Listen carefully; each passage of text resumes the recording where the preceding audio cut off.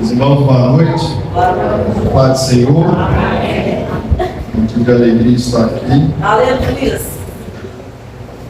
Mais uma vez para engrandecer aquele que vive e reina para todos sempre. Aquele pelo qual todo joelho se dobrará, toda língua confessará que Ele é o único Senhor. Amém? Aleluia. Meus irmãos, para abrir as vossas Bíblias, 1 João, capítulo 2, nós vamos ler verso 13, 14, vamos ler somente 2 versículos nessa noite. 1 João, capítulo 2, versículo número 13 e 14. Amém? Que diz assim: Pais, eu os escrevo porque vocês conhecem aquele que é desde o princípio. Jovens, eu os escrevo porque vocês venceram o maligno. Filhinhos, eu os escrevi porque vocês conhecem o Pai. Pais, eu os escrevi porque vocês conhecem aquele que é desde o princípio. Jovens, eu os escrevi porque vocês são fortes, e em vocês a palavra de Deus permanece, e vocês venceram o maligno. Aleluia. Glória a Deus. Vamos ler esse final de novo? Jovens, eu os escrevi porque vocês são fortes, e em vocês a palavra de Deus permanece, e vocês venceram o maligno. Amém? Feche vossos olhos no teu coração. Aleluia, Jesus. Pai amado, graças te damos, Senhor. Te damos graça, pois até aqui o Senhor tem sustentado, a tua misericórdia tem nos alcançado, o Senhor tem sido bondoso, gracioso para conosco, meu Pai. Mesmo sem merecermos, Senhor. Aqui estamos para te adorar, te louvar e te bendizer, para ouvir a tua palavra, Senhor. Que a tua palavra venha nos edificar, Senhor. Ela venha trazer fé, ela venha trazer convicção, meu Pai. Ela venha tirar as dúvidas e venha nos fortalecer, meu Pai, nesta noite.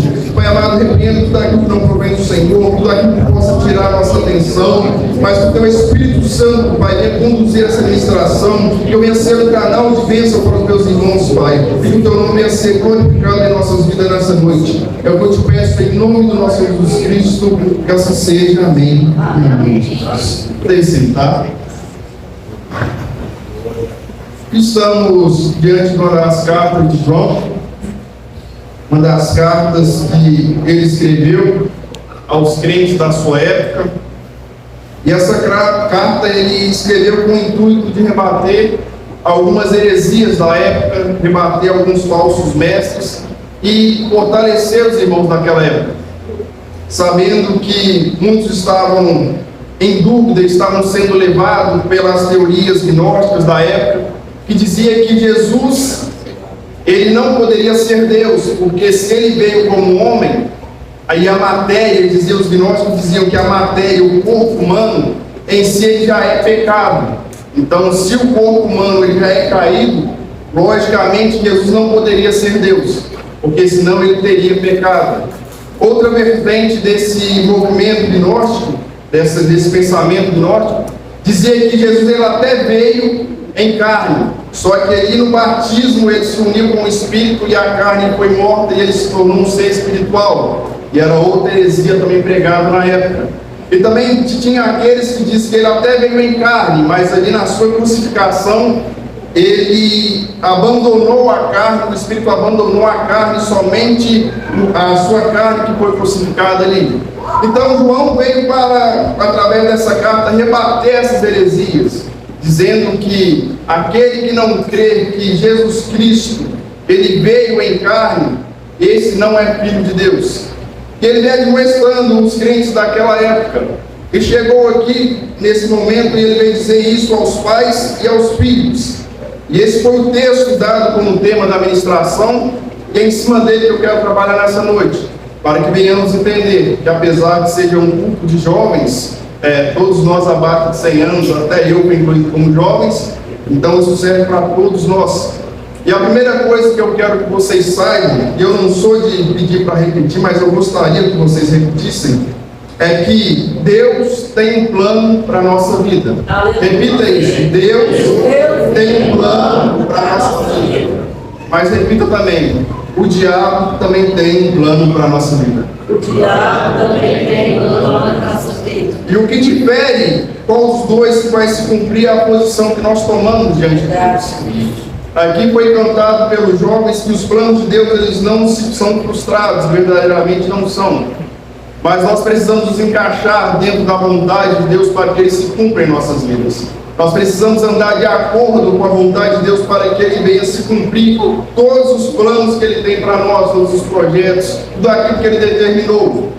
E é interessante que João aqui, que é um dos apóstolos, e eu quero retomar lá atrás, desde quando Jesus chamou eles, antes eu tinha uma ideia sobre os apóstolos muito diferente, porque nós assistimos filmes e vemos aqueles homens velhos, barbados, tudo mais, e eu sempre tive essa imagem. Sempre foi pregado que Pedro era aquele homem impulsivo, que chegava e dava resposta sem pensar antes. E um certo dia eu estava pesquisando sobre a idade dos apóstolos quando eles foram chamados. E eu tomei um baque e tive uma surpresa. E isso vai servir para os jovens aqui nessa noite, aqueles que não sabem disso. Lá em Êxodo capítulo 30, vai dizer que na lei mosaica, Deus dando a Moisés, as leis que deveriam ser seguidas, alguns dos preceitos, que quando fosse contar, fazer o recenseamento, todo homem que fosse achado acima de 20 anos, ele deveria pagar o tributo para o templo. Ele iria pagar o tributo, que seria meio dia de serviço, meio peso. E estudando isso, tem uma passagem de Mateus, capítulo 17, que é quando Pedro entra Jesus e os seus discípulos na cidade, então vem uns cobradores de impostos e questionam se Pedro e Jesus não iriam pagar o imposto. E eu achei interessante essa passagem. Quando eu fui pesquisar a idade dos discípulos, isso apareceu. E eu comecei a pesquisar mais a fundo. E eu tive uma surpresa do porquê que só Jesus e Pedro pagou os impostos naquela época. Porque os discípulos, todos os historiadores, eles estimam que eles tinham, excetuando Pedro, a faixa etária de 14 a 19 anos. 11 discípulos com a faixa etária de 14 a 19 anos. E Jesus foi lá e chamou. Até então eu falei, só isso não é base. E fui pesquisar que realmente depois que o menino completa 12 anos, ele passa pelo Bar Mitzvah. Então, a partir daí dos 13 anos, ele já pode procurar um mestre, um rabi, para instruí-lo. E foi justamente o que aconteceu com esses 11 apóstolos, exceto Pedro, que já tinha mais de 30 anos. E quando eu estudando a respeito disso, eu vi a responsabilidade, o porquê desse texto. Porque os historiadores também vão dizer que esse João aqui, o João apóstolo, o João evangelista, que escreveu o livro de João, ele era um dos mais novos entre todos os discípulos. Ele era o mais novo entre eles. E estima que quando ele foi chamado, ele tinha 14 anos de idade. Então nós vemos que Jesus comissionou jovens para ser liderados por eles. E daí começa a fazer sentido os outros textos, porque que Jesus virou para Pedro e falou: Pedro, quando você se converter, confirma a fé dos seus irmãos. Começa a fazer sentido porque que Pedro sempre tomava a frente nas respostas, porque que Pedro que andava com a espada, porque que Pedro tomava conta do grupo, porque ele era o mais velho entre eles. Porque que em Atos 2, Pedro que tomou a frente para fazer o discurso, aquela oratória, aquela primeira pregação, porque Pedro era o mais velho deles. E Jesus deixou eles ao cuidado de Pedro. Por isso, quando Jesus ressuscita, ele vira e fala com as mulheres: olha, vá para eles me encontrar lá na Galileia, e também a Pedro, porque eu preciso ver com ele. E lá mesmo, quando todos estavam ali, Jesus faz questão de chamar Pedro do barco para vir ter com ele. Então nós vemos que Jesus, ele comissionou, ele instruiu jovens para dar um start no projeto da igreja. E o que é complicado hoje nos nossos dias é que os jovens, que a própria Bíblia vai dizer que eles são fortes, que eles retêm a palavra de Deus, que eles têm o vigor. Paulo mesmo vai dizer isso: olha, enquanto você for jovem, se dedique à obra do Senhor, porque depois que você se casar, você tem que se dedicar à sua família. Então essa classe, a qual tem a disponibilidade, tem o vigor, tem todo o poder, toda a inteligência, todo o aspecto físico para correr atrás, para ir mais longe, é aqueles que nós estamos deixando de lado, é aquele que nós deixamos de investir, seja os pais, seja a igreja. Agora, quando nós olhamos pelo outro lado, a Bíblia vai dizer que os filhos das trevas são mais prudentes que os filhos da luz, porque eles mais vão investir em crianças e em jovens. Na sociedade, lá fora, o que mais dá trabalho são os jovens. O que o inimigo mais usa, seja no tráfico, seja na prostituição, são os jovens. Porque eles detêm o vigor. Eles retêm a palavra que é lançada. Eles têm o poder de mudança, de persuasão, de vigor. Porque um jovem, quando entra em um grupo, já viu, meu pai falava muito isso quando eu era jovem: olha, anda com gente melhor que você, anda com gente mais alta que você, não vai por meio dessas pessoas, não deixe eles te influenciar. E a Bíblia vai dizer isso, né? 1 Coríntios, Paulo vai dizer isso, que as más conversações corrompem os bons costumes. E jovem tem tempo para conversar, jovem tem tempo para falar, jovem tem tempo para gastar no celular, nas redes sociais. E o inimigo, ele sabe disso. O inimigo, ele sabe disso. E ele tem investido pesado na juventude para, de alguma forma, porque um jovem desestabilizado dentro de um lar, os pais não têm sossego, os pais não conseguem dormir, os pais não conseguem ter comunhão. É um jovem que sai à noite sem dar a hora para quando vai voltar e fica sem dormir os pais. Então o inimigo, ele sabe onde investir. Ele sabe o poder que a juventude tem. E é por isso que eu pedi para vocês dizerem que Deus tem planos para nossas vidas. Mas o diabo também tem. Ele também tem. A Bíblia vai dizer que ele anda ao nosso derredor, bramando como um leão, buscando a quem possa tragar. E a todo momento ele trabalha, tentando angariar vidas para perder a salvação. Ele não cessa de trabalhar um minuto sequer. E quando nós vemos que dentro das congregações, eu já subi aqui, já repeti, posso parecer demagogo, mas vou continuar dizendo que antigamente, não sendo saudosista, nós víamos jovens que imitavam os pregadores, nós víamos jovens que falavam: eu quero ser um presbítero, eu quero ser um pastor, eu quero ser um evangelista, eu quero ser um missionário.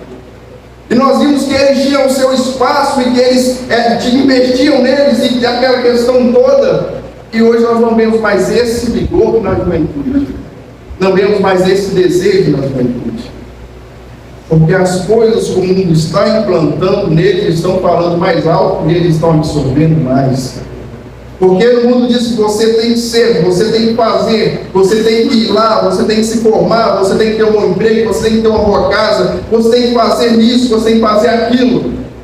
Mas no capítulo 15 de Lucas, Jesus, ele conta uma parábola do rico insensato, em que um belo dia ele acorda, ele olha para a sua riqueza e fala: olha, eu estou produzindo muito, vou construir mais celeiro, vou ajuntar mais coisas. E assim ele faz, ele constrói seu celeiro, ele ajunta mais coisas, ele guarda tudo ali. Aí fala: louco, hoje mesmo Deus pedirá a sua alma. E o que tem, para quem ficar? Será que você vai dar o que você tem em troco da sua alma? E o inimigo, ele tem tomado a nossa juventude dessa forma, mostrando caminhos que aos nossos olhos, assim como diz Provérbios, parece ser bom. Mas o fim deles é de morte. O fim dele é de morte. No início do ano agora, eu perdi um primo que eu cresci junto com ele. Jovem, não viveu nada. Com 18 anos ele foi preso. Ele cumpriu 7 anos de cadeia. Quando ele saiu, com 2 meses, eles executaram ele. Não viveu nada. E assim eu posso citar inúmeros jovens que cresceram comigo, faziam parte do meu grupo, mas que hoje eles estão mortos. Hoje eles padeceram. Um deles, ele morreu ajoelhado, implorando para não ser morto, porque ele tinha uma filha que tinha acabado de nascer. E a pessoa não tem misericórdia. Outro jovem. E assim como outros amigos meus que estão presos também, amigos de infância que estão guardados. Mas por quê? Porque o inimigo ele tem investido pesado. Porque ele tem planos. E a Bíblia vai dizer que quer matar, roubar e destruir. Ele quer roubar a sua mente, quer roubar a sua salvação, ele quer matar você. Só que quando nós não falamos isso claramente, nós vemos hoje nossa juventude que ela está cada vez mais se perdendo. E quando nós olhamos os parâmetros antigos, falamos porque é um retrocesso. As pessoas antigas, não, as coisas evoluíram. Só que a forma com que elas evoluíram não foi para melhor, mas sim para pior. Ao ponto que nós vemos aqui discípulos que, de 14 a 19 anos, que entregaram a sua vida por Cristo, que foi delegado a eles a função, outorgado a eles a função de ganhar almas, e eles largaram tudo o que tinha para fazer essa missão. Mas hoje nós, como jovens, nós não temos a capacidade de gastar algumas horas dentro da congregação. Não temos a capacidade de gastar algumas horas dos nossos dias lendo a Bíblia. Não temos a capacidade de gastar nossas horas orando. Nós nos entregamos às redes sociais, nos entregamos a séries, nos entregamos a conversas alheias, mas não gastamos nosso tempo com Deus. Enquanto somente alguns jovens que Deus, que Jesus escolheu, eles ganharam o mundo da sua época. Ganharam o mundo da sua época. Jesus viu o potencial nesses jovens e chamou eles para ser discípulos e fez uma promessa para eles. Falou, olha, e Pedro perguntou a eles, olha, nós deixamos tudo pelo Senhor, o que nós ganharemos em troca? Ele falou, vocês que largaram tudo, vocês ganharão 100 vezes mais. E eu darei a vocês 12 tronos no meu reino, para que vocês venham julgar as nações de Israel, as 12 tribos. Foi uma promessa que Jesus fez. E também fez a promessa de que Ele não nos deixaria e também não nos deixaria até a consumação dos séculos. E nós estamos deixando isso pelas coisas desse mundo. Aí é quando você vê que a pornografia vai entrando, a vida promíscua vai entrando, a falta de compromisso para com Deus vai entrando, e a sociedade vai decaindo. Eu falo e repito, uma das coisas que eu me choquei, que eu fiquei bravo com uma pessoa, foi quando ele falou, eu vou ir para a igreja. Eu falei, ó, que bênção, vai mesmo. Ele falou, não, mas eu vou ir lá para uma namorada. Eu vou ir lá porque as meninas da igreja falam assim, elas são pior que as meninas. Eu tive que ouvir isso. Eu tive que ouvir isso. Então nós vemos que, Fernando, mas o tempo antigo era um. Mas Deus não muda e as coisas funcionaram. Quando os jovens eles tinham essa competência de se guardar para o casamento, eles tinham essa competência de ter um relacionamento sério, eles honravam pai e mãe. E hoje me fala, por que essa mortandade de jovens? É porque o primeiro mandamento com promessa, que é honrar o pai e a mãe para que seus dias na terra se multipliquem e te vá bem, eles estão quebrando. E se você não honra seu pai e sua mãe, pode ter certeza que você está abreviando os seus dias na terra. Você está abreviando o seu dia na terra. Mas João fala aqui também aos pais, eu vos escrevi porque vocês conhecem aquele que é desde o princípio. E a Bíblia orienta dizendo que é necessário que você ensine o filho, o menino, no caminho que ele deve andar, para quando ele crescer, de maneira nenhuma se desvie dele. Só que nós achamos que isso é obrigação da igreja. Só que nós esquecemos que nós somos igreja. Não é esse templo físico. Não é o ministério, Kairos. Nós somos igreja. E a obrigação de instruir o menino é do pai, é da mãe. E nós estamos deixando isso passar. Aí quando o jovem cresce, ele está lá dando problema, é que somos procurados, vai lá falar com o meu filho, porque ele não tem jeito, ele não me ouve. Mas será que quando ele ouvia, você conversava com ele? Será que quando o tempo de ser gasto, o tempo que ele estava ali querendo aprender contigo, você gastou o tempo com ele? Porque agora tem outras vozes falando no ouvido dele. E as más conversações corrompem os bons costumes. E a força que a juventude tem, ela faz com que ele corra e não se canse, com que ele se gaste ao máximo. Pega você hoje, uma pessoa de 35 anos, ele consegue virar à noite mais uma balada sem usar droga. Mas um jovem consegue ficar só no celular e virar à noite sem usar nada. E tem um vigor no outro dia. Um jovem consegue se gastar, ele consegue ser entusiasmado. Você lança um desafio e ele compra para ele e fala: está feito, vamos fazer. E isso para a obra de Deus é essencial. E se nós não usarmos, o inimigo usa. Se nós não incentivarmos, o inimigo incentiva. Se nós não falarmos que uma vida de eternidade é melhor do que momento de prazer, o inimigo vai falar o contrário, não é bem assim. É dessa forma que te falaram, não tem problema. Assim como os gnósticos faziam, a carne é má. Você tem que cuidar só do espírito. Pode fazer o que você quiser com a sua carne, porque ela já está condenada. Se não fosse assim, não precisaria de uma transformação. E se nós não instruirmos os nossos jovens, nós iremos perdê-los. E aos jovens que estão aqui nesta noite, olhem para os discípulos e vejam tudo o que eles passaram.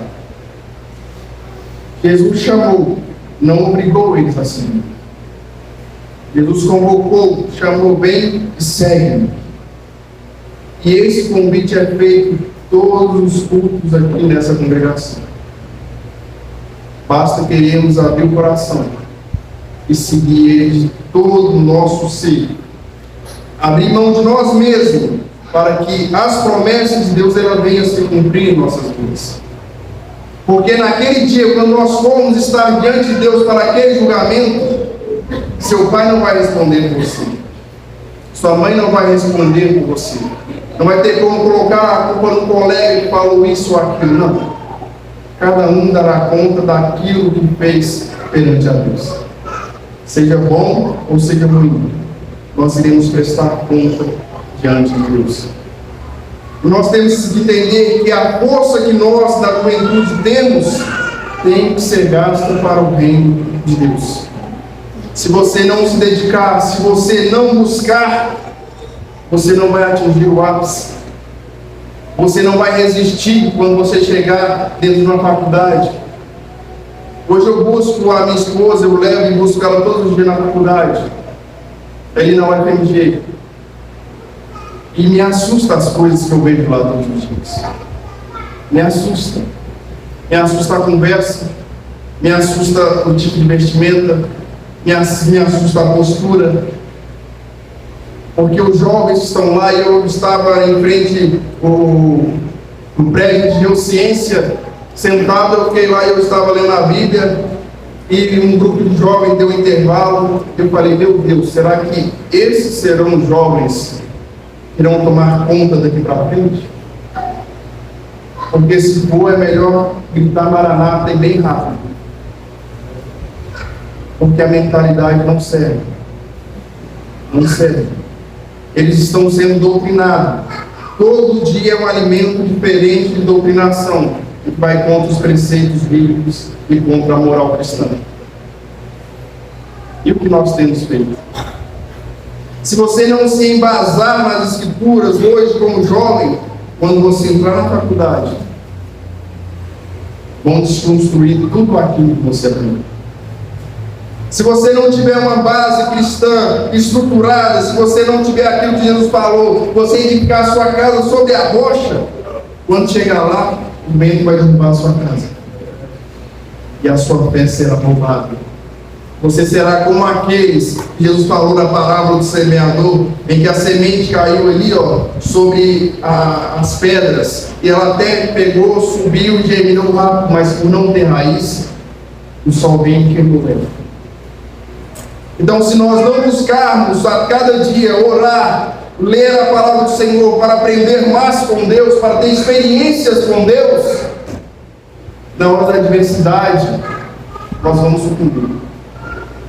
Na hora que o inimigo soprar em nossos ouvidos, nós não vamos ter força para dizer, como Pedro falou, melhor é servir a Deus do que aos homens, melhor obedecer a Deus do que aos homens. Foi me perguntado: Fernando, as coisas estão acontecendo assim, assim, assado, e se virar uma regra, tiver que ser preso, eu falo, eu vou preso. E se tiver que ir à morte, amém, mas eu não vou ceder. Ele falou: você fala isso agora? Eu falei: não, eu falo isso desde quando eu me converti. Em tese, para vocês terem uma ideia, um rapaz foi assaltar a loja no trabalho uma vez, e quando ele mostrou que estava armado, as pessoas que estavam lá saíram tudo e tal, e ele mostrou e perguntou se eu tinha medo. Eu falei: não, se você quiser fazer, pode fazer. Se eu tiver que morrer aqui, é porque Deus permitiu, e eu sei que meu lugar está garantido. Ele guardou a arma e falou: aqui, você não tem peito de aço. Eu falei: eu não tenho, mas eu tenho Deus. Então, morrer ou viver tem que ser para Cristo. E se nós não tivermos uma base, na hora que nós formos confrontados, nós vamos negar a Cristo. Na hora de nos posicionar, nós vamos negar a Cristo. Eu comentei com os jovens da escola dominical de um vídeo que estava circulando, em que uma pessoa começou a cantar porque ele vive dentro de um supermercado, alguém que deve ter visto isso, e rapidamente todos os supermercados estavam cantando. Eu falei: interessante, porque, olha, a maioria cantando o hino da harpa, estando dentro do supermercado de forma aleatória, sem ninguém pedir, sem ninguém combinar. Tem muitos crentes, mas na hora de se posicionar são poucos. Na hora de ter firmeza na fé, são poucos. Na hora de falar o sim, sim, o não, não, são poucos. Então, vocês jovens, é necessário que vocês busquem ter intimidade com Deus, buscar conhecimento de Deus, para que verdadeiramente vocês venham ser fortes. Porque aqui a Bíblia não diz que vocês são fortes, não, vocês só serão fortes se a palavra de Deus permanecer em vocês. Aleluia. Está aqui no texto que nós acabamos de ler. Jovens, eu lhes escrevi porque vocês são fortes e em vocês a palavra de Deus permanece, e vocês venceram o maligno. Mas para que vocês vencerem o maligno e ser forte, é necessário que a palavra de Deus esteja em vocês. E quando você vai lá para Salmo 119, você vai ver lá no Salmo 100, versículo 105, se não me falha a memória, como purificará o jovem o seu coração? Mediante a palavra de Deus. E se você continuar lendo, vai estar lá que a tua palavra é lâmpada para os meus pés e luz para o meu caminho. A Bíblia vai dizer que o mundo jaz na treva. E esse mesmo João, nesse mesmo livro, vai dizer que aquele que tem amizade com o mundo se constitui inimigo de Deus. E é por isso que o mundo nos odeia, porque nós não pertencemos ao mundo. E é por isso que eles nos perseguem, porque eles não receberam a Deus. Então, se você quiser ser amigo de Deus e servir a Deus, você vai ser inimigo do mundo. Você vai comprar uma briga com o mundo. Você vai ter uma dificuldade com o mundo. Você não vai ser aceito pelo mundo. Quando eu me converti, eu mudei a rota para uma conversão radical e eu passei por algumas coisas dentro do ensino médio, alguns deboches de amigos e tudo mais, ao ponto que um chegou, subiu na frente lá, chamou todo mundo: ei, formei, olha só, o Fernando foi para a igreja, agora ele virou um viadinho, agora ele é gay. pelo simples fato de eu não querer estar na roda com eles quando eles estavam vendo pornografia. Começaram a me excluir. Ah, não, agora você é crente, você tem que ficar com os crentes. Dentro da minha família, a minha família também me colocou de lado.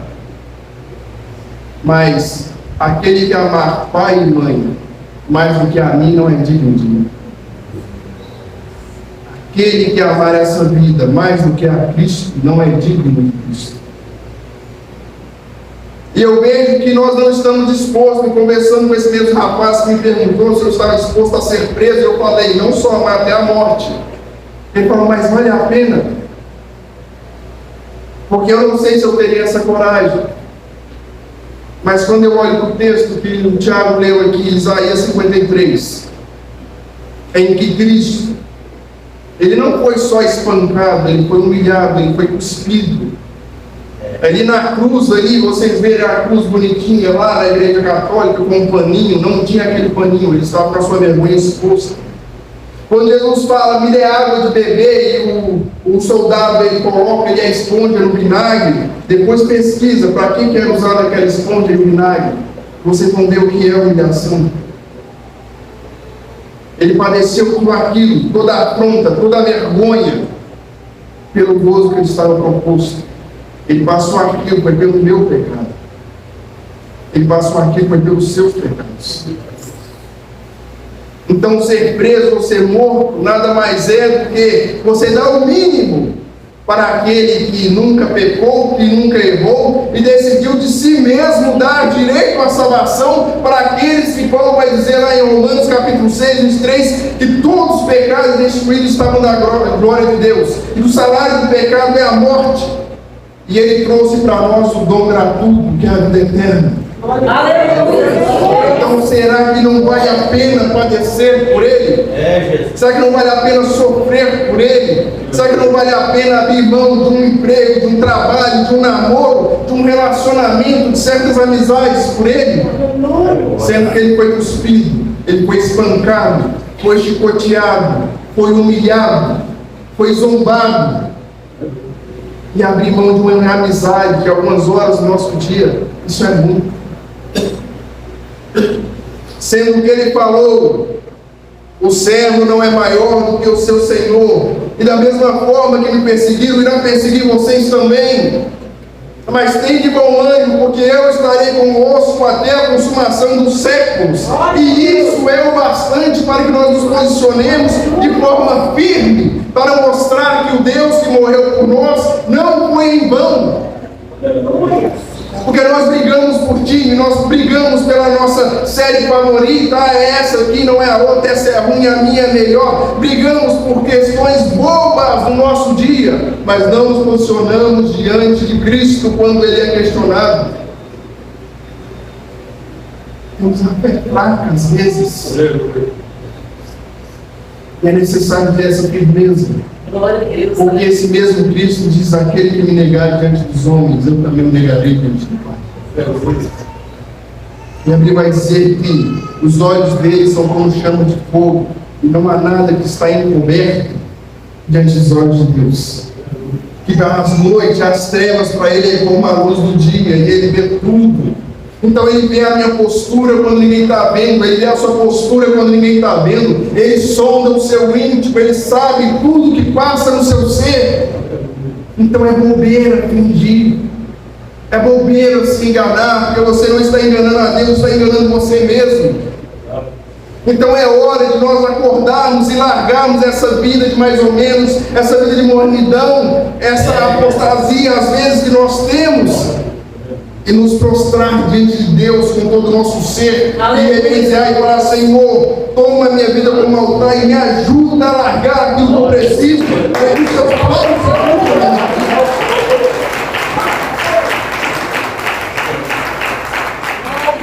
Isso é necessário. Isso é necessário. Porque quando eu entrei no FMG, eu até brinquei, eu falei, eu vou ter que chamar o Hugo aí fazer um jejum e ter que expulsar o demônio. Porque não está fácil. As minhas amizades, a maioria, são tudo mais velhas que eu, porque eu não suporto mais a forma como os jovens estão falando e conversando. Você não consegue ter um diálogo sério. Eu falo com os jovens, saiu um estudo que diz que essa geração é a primeira que ela não está ficando mais esperta, mais inteligente do que os seus pais antepassados. O inimigo está cegando as pessoas desse século. Nós estamos vendo jovens aí fora se gastando, brigando por ideologias que eles nem mesmos sabem o fundamento. Quando você questiona, você está defendendo isso, você sabe a base. Eu não sei, mas é assim e eu sigo. Ei, não seja dessa forma. Quando alguém te questionar, tenha base. Quando alguém colocar a sua fé à prova, você fala o porquê que você tem fé, o porquê que você crê em Cristo, o que Cristo fez na sua vida, o que Ele está fazendo e aquilo que Ele prometeu. Tenha firmeza. Aleluia. Para que a sua fé não seja em vão. Tenha firmeza. Mas para isso, é necessário guardar a palavra. Ir na congregação não te torna crente. Ter seus pais cristãos não te torna crente. Cantar no conjunto não te torna crente. O que te torna crente é aquilo que esse mesmo João escreveu lá. É ouvir as palavras e cumpri-las. Guardar no coração. Para que aí sim Deus e Jesus Cristo venha e faça morada em nós.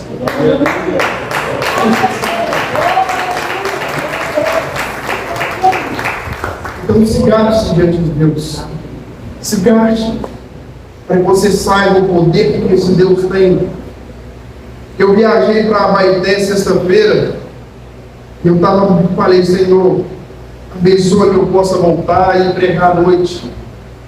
Eu já tinha feito esse compromisso antes de receber o convite de pregar aqui. E eu estava sem o guarda, porque quando aquela estrada trava, só Deus para ter misericórdia, não tem para onde você sair, dependendo de onde você estiver. E fiz tudo, corri para tentar chegar aqui. Ontem eu passei por uma experiência, mais uma, em que nós estávamos acampados lá, porque é um lote, nós estamos construindo um lote lá, com um amigo, e tinha só uma lona e as barracas. E à tarde caiu uma chuva violenta. E eu orei e falei, Senhor, para essa chuva lá, porque vai molhar as coisas todas. E a chuva cessou. Mas o tempo fechou e aquilo tudo, e lá quando cisma de chover granizo, é umas bolinhas do tamanho de um limão, do tamanho de uma laranja. E eu falei, Senhor, não tem para onde a gente ir. Se cair aqui, além de quebrar tudo, onde que a gente vai se esconder? E quando deu 9h40, começou um vento. E o vento soprava, porque a barraca fazia assim, voltava. E o vento soprava, um vento forte. E eu ajoelhei e falei, Senhor, repreenda esse vento, não deixa essa chuva aqui, não. E eu orei pela segunda vez, Senhor, repreenda, não deixa aqui, não. E tentava dormir, o vento ia e eu não conseguia. Na terceira vez eu levantei, Senhor, repreende, uma voz falou comigo, você não me orou? Você não confia? Tenha fé e descansa. E eu deitei. Glória a Deus. E eu deitei com aquele vento. Eu falei, se é para confiar, quem confia. E acordamos no outro dia, nem serenata tinha serenata. Glória a Deus. A barraca estava no lugar, a lona estava no lugar, as máquinas que não podiam molhar estavam no lugar. E mais uma vez eu tive essa experiência com Deus. Muitos vão dizer, não, mas para quem ora, para que Deus, uma chuva iminente, que você via ela ali, você falar, não, manda para lá assim. Ele pode orar para qualquer coisa. E se for da vontade de Deus, vai acontecer. Mas para que isso aconteça, para que você tenha essa convicção, é necessário que você tenha intimidade com Deus. É necessário que você tenha a certeza que Deus te ouve. É necessário que você esteja andando com Deus. Aleluia. Porque uma das convicções que esses discípulos tinham é que não importa o que acontecesse, eles estavam dispostos até a morrer por Cristo. Mas e nós? Qual tem sido o nosso posicionamento aqui na terra? Será que nós temos guardado essa palavra? Será que nós estamos realmente levando a sério o Evangelho? E eu costumo falar que o Evangelho é uma das coisas mais radicais que existe. Eles falam que os muçulmanos são radicais. Não. O islamismo não é radical. Porque independente do que eles façam ou não, eles não têm o poder de salvar ninguém. Mas dependente do seu comportamento, dependente daquilo que você fazer, você pode ser luz ou treva para as pessoas aí fora. Dependendo do que a sua boca proferir para alguém, você pode levar ela para a vida eterna ou para a condenação eterna. E não só isso. Se você levar ela para a salvação eterna, a Bíblia vai dizer que nós temos uma coroa. Será colocado essas pedrinhas. Mas se também a Bíblia vai dizer que se escandalizar um dos pequeninos, é melhor que não tivesse nascido. Então é uma responsabilidade muito grande.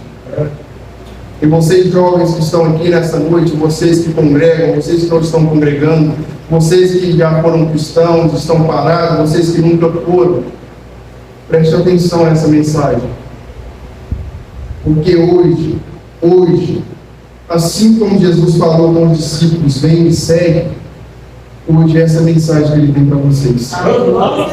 Se você está seguindo ele, mais ou menos, Deus não aceita mais ou menos. Se você está servindo a Deus, ele não aceita.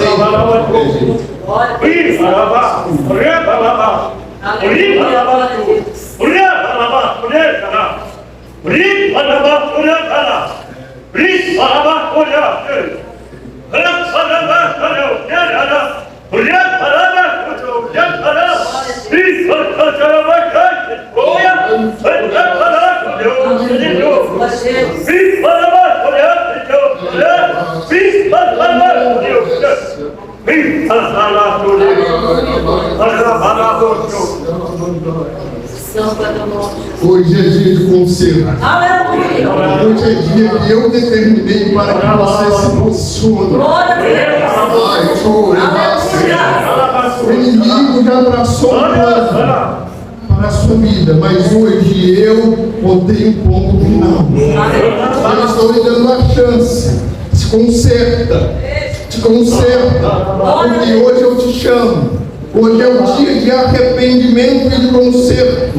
Ouça a minha voz para que você não sofra. Assim diz o Senhor.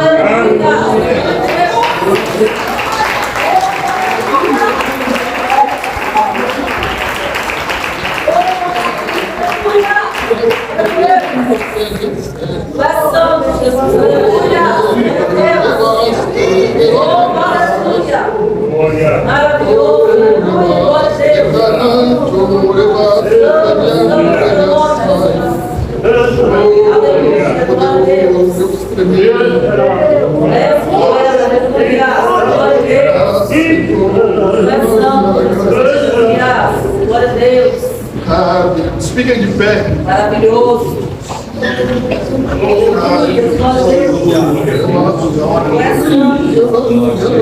Oh, maravilha, aleluia. Glória a Deus.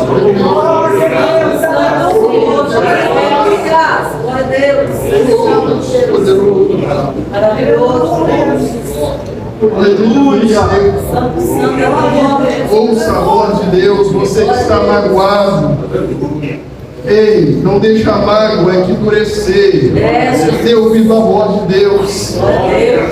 Dê ouvido à voz de Deus. Há 10 anos atrás, quando Deus falou comigo, e eu era magoado. Meu pai sabe, eu cresci numa congregação, embora ela não seja fiel às Escrituras, mas eu era sincero. Mas por causa de uma coisa que aconteceu lá, eu falei, eu nunca mais piso numa igreja. Isso eu era uma criança. Mas o Senhor falou comigo e eu dei ouvido à voz do Senhor. E são tantos livramentos que Ele me deu. São tantos. Mas também são tantas oportunidades de levar uma palavra de salvação, de ver pessoas sendo salvas, pessoas mudando de vida, de ver testemunhos. Não endureça o coração, amor de Deus. Aquele que tem ouvidos, ouça o Espírito diz a igreja. Dê ouvidos ao que Deus tem falado nesta noite. É tempo de conserto. O inimigo tem planos para a nossa vida, e se nós não estivermos ali, ó, debaixo das asas potentes de Deus, guardado no esconderijo do Altíssimo, na sombra do Onipotente, Ele tem poder de nos tocar. Mas presta atenção, aquele que é de Deus, o maligno não toca. Aquele que é de Deus, o maligno não toca. Entrega a sua vida para Deus hoje, faça com você hoje. Ele não tem poder de tocar. Feche nossos olhos. Soberano Deus e eterno Pai. Ah, Senhor, graças te dou, meu Pai. Graças te dou, Senhor. Te dou graças por este momento. Te dou graças pela tua palavra, pela tua presença. Te dou graças, Pai, que no meio da nossa perversão, no meio da nossa corrupção, o Senhor ainda tem falado conosco. Ah, tua graça tem nos alcançado, Senhor. Obrigado, Pai, pelo sacrifício do teu Filho, nosso Senhor Jesus Cristo. A Bíblia vai dizer que quando nós estamos andando desgarrados, como ovelhas sem pastor, o Senhor mandou o seu pastor, Pai, para nos reunir em um só aprisco. Ah, Senhor, eu oro por cada jovem que está, Senhor. Aquele que está parado, aquele que está afastado, aquele que está cocheando em dois pensamentos, aquele que o inimigo, meu Pai, tem travado planos, meu Deus, e jogado palavras, meu Pai, sobre a mente dele. Repreenda agora, Senhor, em nome do nosso Senhor Jesus Cristo. Que toda algema, Senhor, que toda trava, Pai, que tudo aquilo que tem impedido, meu Pai, o teu servo de servir ao Senhor, vem cair por terra agora em nome do nosso Senhor Jesus Cristo. Que todo plano arquitetado pelo inimigo vem cair por terra agora em nome de Jesus. Que toda seta lançada sobre a mente vem cair agora em nome de Jesus. Que toda covardia, que toda timidez, que tudo aquilo que tem travado o ministério desses jovens vem cair por terra em nome de Jesus. Pai amado, em nome do nosso Senhor Jesus Cristo, Pai, toca agora, Senhor, para quem o Senhor direcionou essa mensagem, Pai, toca no coração, toca na mente, Senhor. Ah, que ele não vai resistir à voz do teu Espírito Santo. Levante, basta Senhor, sou instável, Pai, direcionando agora, meu Deus. Fortalece, Pai, o teu Espírito Santo venha tomado, meu Pai, nesse momento, que ele não vai resistir à tua voz. Oh, Espírito Santo, toca agora, Senhor. Toca agora, Senhor. Toca agora, Senhor, para a honra e glória do teu santo nome. Os planos do inimigo serão frustrados, mas os teus não podem ser frustrados, Senhor. O Senhor trouxe esses jovens aqui nesta noite, meu Pai. Eu quero que você tenha algo de Deus para ele. Em nome do nosso Senhor Jesus Cristo, Pai, toca, meu Deus, e quebra todas as algemas, toda amarra, todo empecilho, Senhor. Que ele vai entender, Pai, que o Senhor é Deus poderoso, e o teu Espírito Santo é que nos guarda, e que o teu sacrifício, o teu sangue nos purifica de todo pecado, que não tem pecado que ele tenha cometido, Pai, que seja maior que a tua graça e o teu sacrifício. Toca agora, Senhor, toca agora para a honra e glória do teu santo nome, Pai. O Senhor vem estar, meu Pai, dando força. O inimigo já perdeu essa batalha, ele já caiu por terra. Ah, o inimigo não tem poder aqui é território do Senhor. Pai, em nome do nosso Senhor Jesus Cristo, os seus anjos pelejem agora, meu Pai, no mundo espiritual. Meu Deus, isso mesmo, refletir aqui no mundo físico, Pai. Quebra as amarras, Senhor. Quebra as algemas, Pai, para a honra e glória do teu Espírito Santo. Para a honra e glória do teu Espírito Santo, meu Pai. É o que nós pedimos, Senhor, e te damos graças para a honra e glória do teu santo nome. Assim seja. Amém. Glória a Deus.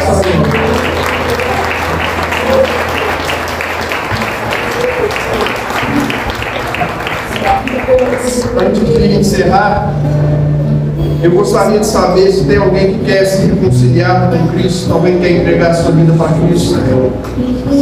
Hoje é dia. Deus te chama. Deus te chama. Se Deus tocou em você, não resista à voz do Espírito Santo. Não resista à voz do Espírito Santo. Não resista à voz do Espírito Santo. Deus está te dando uma oportunidade hoje. Aleluia. Deus não quer que você venha perfeito, não, mas Ele vai te fazer perfeito. Deus, Ele tem poder para mudar a nossa vida, Ele tem poder para mudar a nossa mente. Toda vergonha vem cair por terra em nome de Jesus. Meu Deus. Deus, em nome do nosso Senhor Jesus Cristo, Pai, toca agora. Se tem alguém que quer reconciliar com Cristo, tem alguém que nunca foi crente, quer aceitar essa fé, este é o momento. Este é o momento. Há 10 anos atrás, quando Deus falou comigo, eu estava em um show bêbado. E Ele falou, vem. E eu estou aqui até hoje para a honra e glória do nome do nosso Senhor Jesus Cristo. Aleluia. Foi a melhor decisão que eu tomei na minha vida. Ei, hoje é um dia. Hoje é um dia. Não endureça o vosso coração. Buscai ao Senhor enquanto se pode achar, invocai-o enquanto Ele está perto, porque chegará um dia que nós não poderíamos clamar, em que a Bíblia vai dizer que nós vamos clamar e nós não teremos resposta. Ei, ainda tem oportunidade. Deus te chama hoje.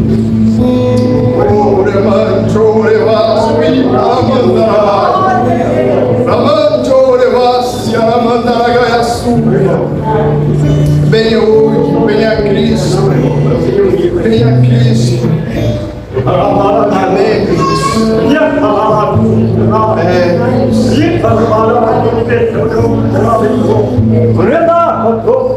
Em nome do Senhor.